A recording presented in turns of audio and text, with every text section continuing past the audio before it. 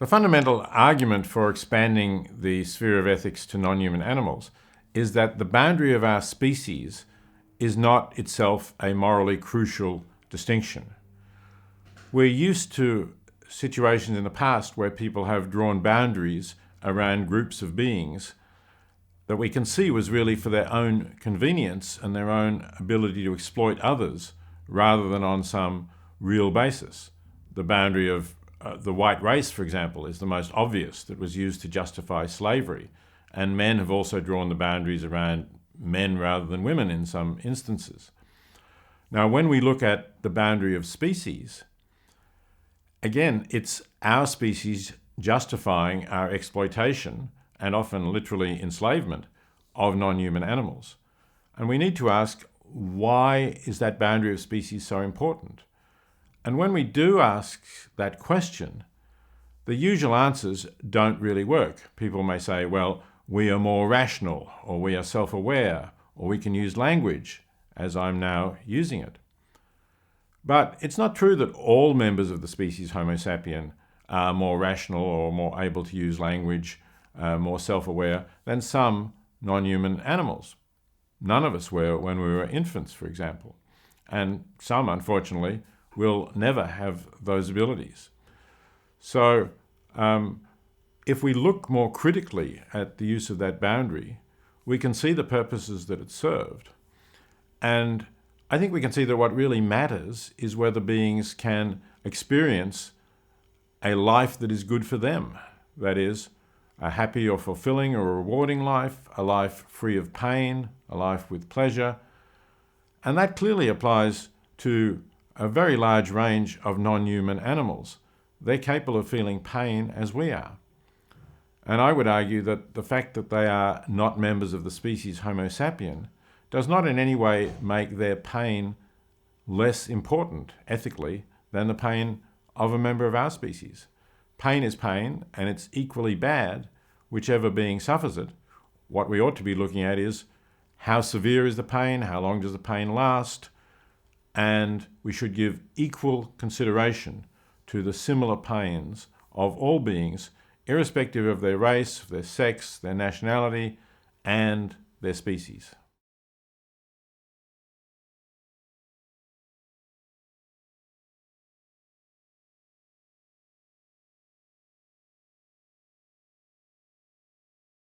It's always hard to say to what extent my own work has played a role in improving the situation of non-human animals, because there's been a large movement since the 1970s working for those objectives, and to some extent even before that.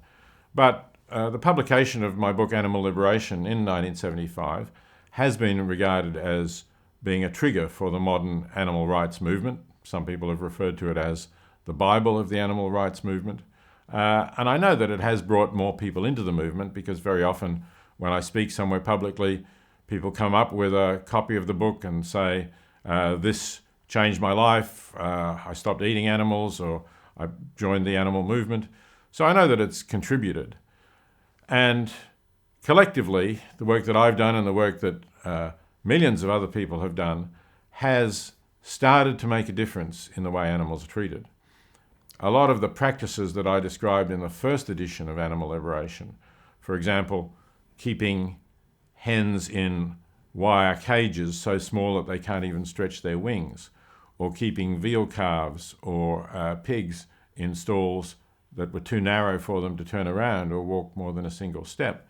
Those practices are now illegal across the entire European Union and in some parts of the United States, like California, and in some other countries as well.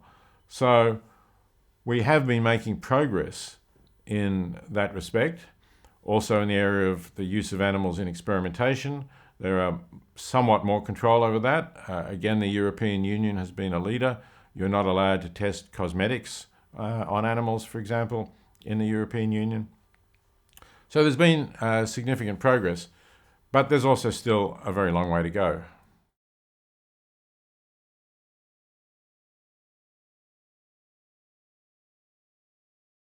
The biggest challenge that we have to improve animal welfare is to do something about the commercial raising and killing of animals for food, because that is by far the largest area of human abuse of animals.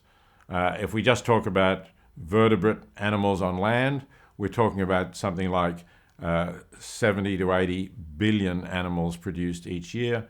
And if we include fish as well, that would add another 120 billion to the total tally.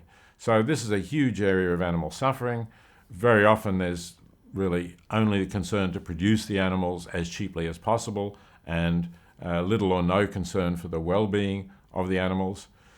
So I really think we need to try to stop this. We need to try to get people to shift to plant-based foods, or alternatively we need to develop meat, animal products that we produce at the cellular level. So molecularly you're talking about meat, but no animal has suffered. And the other factor that's important here is that the greenhouse gas emissions of the meat industry are very significant. And if we can replace that meat with plant-based foods or with cellular meat, we will dramatically reduce greenhouse gas emissions and give ourselves more time to avoid that tipping point where the climate of the entire planet is irreparably damaged for centuries to come.